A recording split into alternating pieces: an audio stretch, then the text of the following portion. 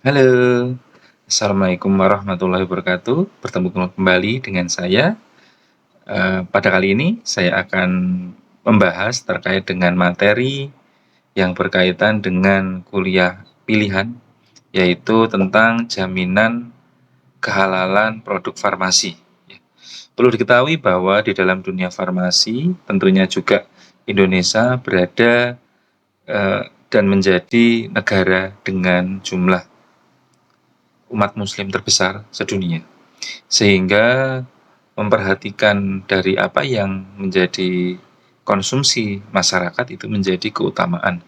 Salah satunya adalah memastikan bahwa produk farmasi yang kita konsumsi adalah aman, berhasiat, serta halalan thayyiban. Nah, oleh karena itu pada kesempatan kuliah yang kedua ini kita akan membahas tentang dasar-dasar penentuan halal dan haram dari suatu produk farmasi ya. Nah, nanti mahasiswa diharapkan untuk tetap aktif di ruang YouTube, dan apabila ada pertanyaan nanti bisa disertakan di kolom komentar, dan jangan lupa untuk subscribe dan like, karena dengan begitu kita juga ada sinergisme dan ada kolaborasi antara dosen pemberi materi dengan mahasiswa sebagai audiennya. Oke, tetap semangat belajar. Nanti juga ada penugasan yang ada di dalam materi tersebut. Nanti semoga bisa semangat dalam mengerjakan dan bisa memahami apa yang saya sampaikan pada kesempatan kali ini. Oke, kita masuk ke materi ya. Oke, bismillahirrahmanirrahim. Assalamualaikum warahmatullahi wabarakatuh.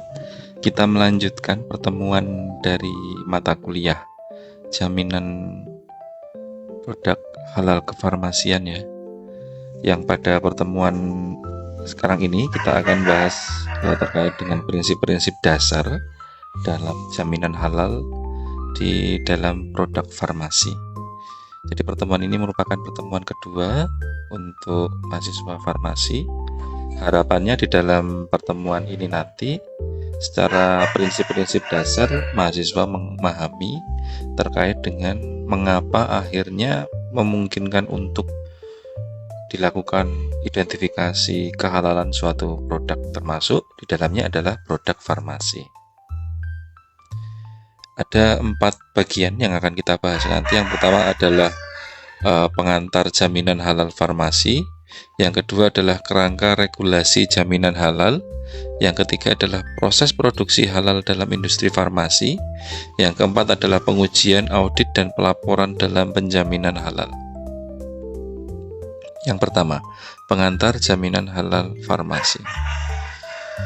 Kalau kita melihat konsep halal dan haram dalam Islam, di dalam definisinya sendiri, halal itu ditunjukkan dengan adanya bukti kehalalan bahan dan proses produksi sesuai dengan syariat Islam, sehingga dari proses awal pemilihan bahan hingga nanti sudah selesai produksi itu harus sesuai dengan syariat Islam. Dari sisi misalnya kalau hewan ya berarti cara cara menyembelihnya. Kalau misalnya dia bahan baku yang lain berarti dia didapatkan dengan cara yang halal gitu ya. Nah, itu merupakan konsep dari halal. Kalau haram itu merupakan materi atau proses yang melanggar hukum syariah, seperti menggunakan bahan non halal.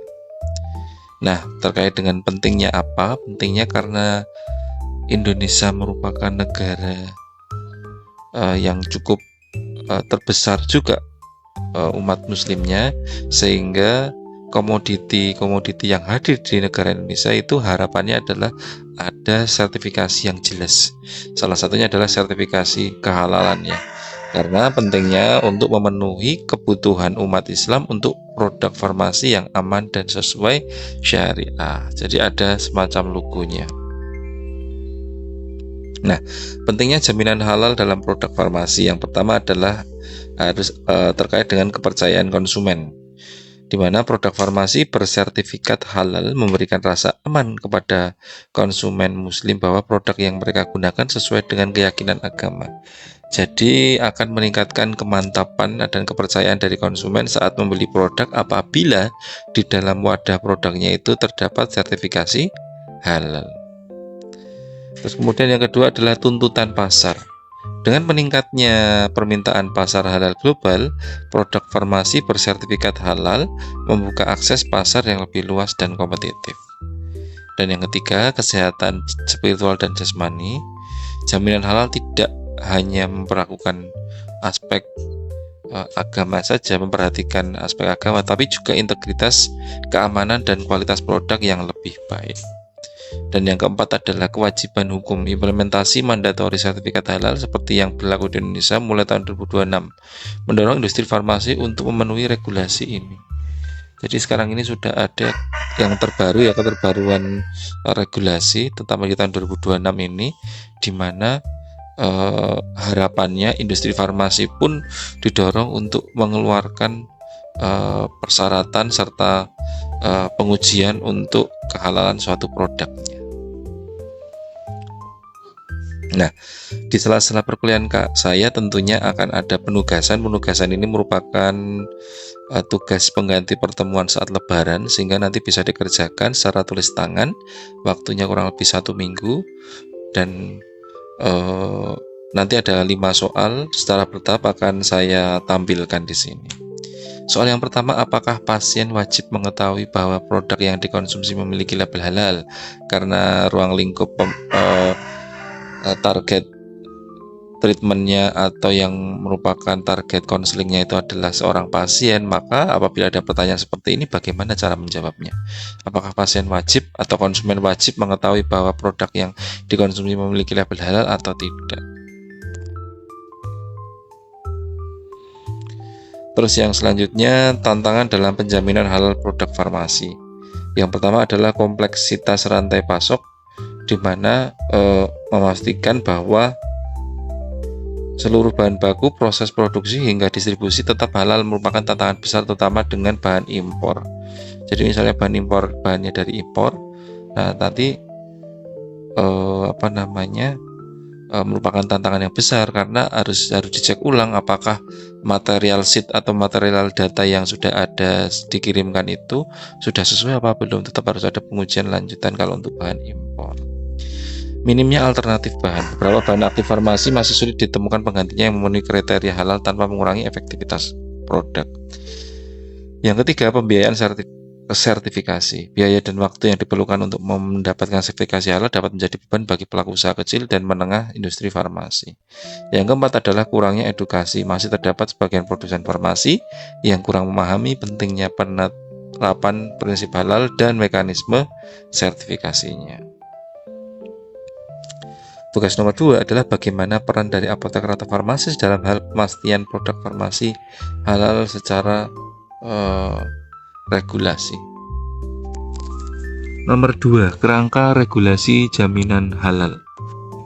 Hukum dan peraturan jaminan produk halal. Kepastian hukum menjamin kepatuhan terhadap hukum nasional yang mengatur standarisasi halal. Untuk harmonisasi regulasi, di mana sinkronisasi antara aturan lokal dan internasional terkait dengan produk halal itu harusnya sama. Yang ketiga adalah transparansi proses, memastikan keterbukaan dalam tahap sertifikasi halal. Sertifikasi farmasi halal sendiri itu ada beberapa proses. Yang pertama adalah proses sertifikasi, mencakup verifikasi bahan baku, proses produksi, distribusi secara standar halal yang ditetapkan oleh lembaga seperti LPOM MUI. Tantangan bahan baku sendiri adalah banyak bahan farmasi termasuk enzim dan bahan biologis berasal dari sumber yang perlu diverifikasi status kehalalannya. Jadi karena bahan biologis itu adalah bahan non tanaman gitu ya, contohnya enzim dan juga produk-produk gelatin dan lain sebagainya itu, maka itu harus benar-benar identifikasinya harus lebih khusus untuk memastikan kehalalan produknya. Peningkatan kesadaran produsen farmasi perlu diedukasi tentang standar dan keuntungan produk bersertifikasi halal untuk meningkatkan kepatuhan terhadap regulasi. Tugas yang ketiga adalah pedagang bakso sapi Pak Junaidi sudah 10 tahun berjualan. Dari sisi pengelolaan hingga bakso disajikan dalam monitoring Pak Junaidi, sehingga penggunaan bahan yang halal sudah pasti dilakukan. Nah, pertanyaannya di sini, apakah Pak Junaidi bisa menampilkan logo halal di warungnya karena beliau sudah memastikan produk halalnya sendiri? Yakin gitu, terus kemudian dia ngeprint logo halal terus ditempelkan di warung baksonya, apakah boleh atau harus ada cara khusus atau ada perizinan khusus karena dia menampilkan logo halal, tapi ceknya adalah hanya cek balancing pada individu sendiri gitu, jadi tidak melalui proses identifikasi lab. Nah, ada peran auditor dan supervisor halal. Auditor ini yang memastikan bahwa proses produksi dan penggunaan bahan baku farmasi memenuhi kriteria halal yang ditetapkan oleh lembaga sertifikasi. Untuk supervisor teknis itu mengawasi kegiatan di lini produksi untuk menghindari kontaminasi silang dengan bahan non halal selama masa rehabilitasi. Pengawasan berkelanjutan melibatkan inspeksi rutin dan perbaruan sertifikasi untuk memastikan kepatuhan yang konsisten di seluruh siklus hidup produk. Yang ketiga, proses produksi halal dalam industri farmasi. Sumber dan bahan baku halal ini harus diketahui bahwa sumbernya itu ada berapa sumber yang juga harus kita cek ya. Yang pertama adalah sumber bahan alami, penggunaan bahan baku dari sumber alami seperti tumbuhan atau mineral yang bebas dari unsur non halal atau najis sesuai dengan syariat Islam. Yang kedua adalah sumber hewan, bahan baku yang berasal dari hewan halal yang disembelih sesuai prosedur Islam, menghindari babi dan hewan haram lain. Bahan sintesis yaitu memanfaatkan bahan sintesis yang diproduksi dalam kondisi steril untuk menggantikan bahan turunan hewan yang berpotensi tidak halal. Dan yang keempat, penggunaan etanol diperoleh dari fermentasi bahan halal seperti gandum atau jagung sesuai regulasi halal yang berlaku. Itulah sumber-sumber dan bahan baku yang berpotensi untuk dilakukan pengecekan tingkat kehalalannya. Kepatuhan halal pada bahan aktif dan eksipien. Validasi halal. Proses validasi dilakukan untuk memastikan semua bahan aktif memenuhi pedoman halal tanpa mengandung najis atau bahan yang tidak sesuai dengan syariat. Terus eksipien aman. Eksipien seperti gelatin yang sering digunakan dalam formulasi farmasi harus berasal dari sumber halal untuk menghindari pelanggaran kepatuhan. Terus yang ketiga adalah proses pencampuran. Pencampuran bahan farmasi itu dilakukan dalam proses yang steril, bebas kontaminasi najis dan sesuai dengan standar halal. Lalu kemudian sertifikasi halal dikeluarkan ketika semua bahan aktif dan eksipien yang digunakan sudah diakui, kepastian produknya sudah masuk dalam tahap produksi dan siap untuk melalui proses identifikasi sertifikasi. Pengendalian mutu dalam produksi farmasi halal, yaitu ini ada 4 regulator. Yang pertama adalah pengawasan produksi. Setiap tahap proses produksi farmasi termasuk pencucian dan sterilisasi harus diawasi untuk menghindari kontaminasi najis atau bahan haram. SJH atau Sistem Jaminan Halal merupakan implementasi untuk kerangka kerja untuk verifikasi kehalalan produk farmasi sepanjang proses produksi. Kalau untuk yang selanjutnya ada audit reguler, melakukan audit halal secara berkala untuk memastikan kepatuhan terhadap standar halal, termasuk pemeriksaan terhadap fasilitas dan metode produksi. Dokumentasinya harus lengkap, pengelolaan catatan dan dokumentasi yang detail terkait bahan baku, datangnya, impor apa ekspor, proses produksi dan distribusi untuk memastikan transparansi dan kehalalan produk. Itu yang terkait dengan pengendalian mutu dalam produksi farmasi halal. Tugas yang keempat, pabrik farmasi produsen suplemen berbahan baku gelatin telah terdaftar produknya terkonfirmasi halal dari bahan baku hingga proses produksi jadi. Jika dia kemudian mengganti bahan baku yang didapatkan dari negara lain dengan menunjukkan data dari pabrik tersebut bahwa tidak ada campuran bahan berpotensi babi atau haram, apakah data tersebut sudah cukup atau perlu monitoring lain, sehingga harus ada proses penyesuaian gitu, atau begini saja sudah cukup karena tidak bahannya produk jadinya tetap, tapi bahan baku yang diambil itu dari negara beda, tapi dia sudah membawa paper atau material data yang isinya tidak ada potensi campuran babi atau hal haram. Yang keempat, pengujian audit dan pelaporan dalam penjaminan halal. Pengujian produk halal itu ada beberapa proses. Yang pertama adalah metodologi. Jadi harus kita lihat dulu kira-kira metodenya menggunakan apa pengujian produknya. Analisisnya, ilmiahnya terhadap bahan aktifnya itu seperti apa. Cocok nggak kira-kira menggunakan metode itu, atau dia hanya menunjukkan ada tidaknya. Bisa nggak untuk mengidentifikasi apakah ada jumlah paparannya atau tidak gitu ya. Terus alat verifikasi, teknologi canggih seperti HPLC, kromatografi cair, dan spektroskopi massa digunakan untuk mendeteksi senyawa non-halal secara presisi.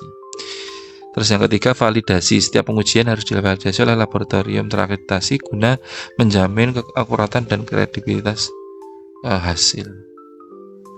Itu terkait dengan pengujian produk halal.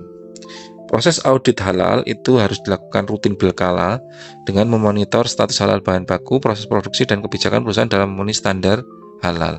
Yang kedua adalah alur kerja. Proses diawali dengan pengecekan dokumen, inspeksi fasilitas produksi, hingga wawancara dengan staf untuk mengetahui kepatuhan terhadap prosedur halal.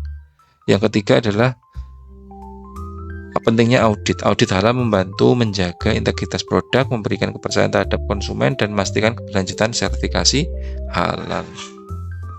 Soal nomor 5, apakah farmasis yang bekerja di sektor produksi farmasi bisa melakukan identifikasi mandiri untuk kehalalan suatu produk farmasi tanpa melalui proses auditor badan halal? Kira-kira bisa nggak kalau apoteker yang kerja di pabrik itu kan pasti ada metodologi yang dia baca untuk penentuan produk farmasi itu halal apa tidak. Kira-kira harus ada negara hadir untuk sebagai auditor atau cukup masyarakat saja sudah bisa? Nah itu silakan nanti farmasi di suatu pabrik itu bisa apa tidak. Nah itu yang harus dibahas pada penugasan nomor 5. Lalu kemudian pentingnya pelaporan dan pencatatan dalam kepatuhan halal. Dengan adanya dokumentasi, semua proses mulai dari pengujian hingga audit halal harus tercatat dalam dokumen resmi untuk menjaga transparansi dan kemudahan verifikasi. Yang kedua adalah digitalisasi. Sistem pelaporan digital diterapkan untuk mempercepat akses data dan meningkatkan efisiensi dalam pengelolaan sertifikasi halal. Untuk yang transparansi, pelaporan yang jelas dan lengkap meningkatkan kepercayaan konsumen terhadap produk farmasi yang sesuai standar halal. Nah, mungkin itu saja perkuliahannya, cukup singkat tapi mungkin cukup agak ada padat dan harus ada improving dari penjelasan saya. Mungkin improve-nya itu bisa untuk menjawab beberapa soal tugas tadi 1-5. Waktu pengerjaannya kurang lebih seminggu. Silakan dikerjakan secara tulis tangan ya. Sekaligus untuk sumbernya silakan baca dimanapun, tapi harus tulis tangan untuk minimalnya 1 halaman. Mungkin itu saja yang bisa saya sampaikan. Sehat selalu untuk kita semua, semoga tetap semangat pagi. Saya tutup, wabillahi taufiq wal hidayah. Wassalamualaikum warahmatullahi wabarakatuh.